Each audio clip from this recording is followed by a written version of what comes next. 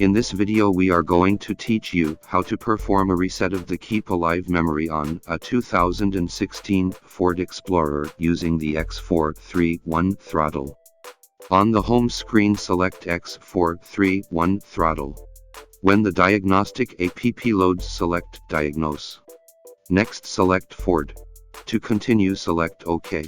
Select Automatically Search. Set the ignition to on and select OK. Confirm the vehicle information is correct and select Yes. Select Special Function. Select Powertrain. Select Reset Keep Alive Memory. Select Powertrain Control Module.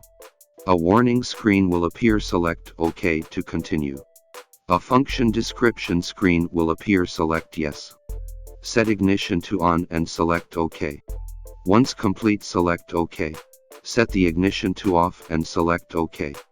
And that's how to perform a reset of the Keep Alive memory on a 2016 Ford Explorer.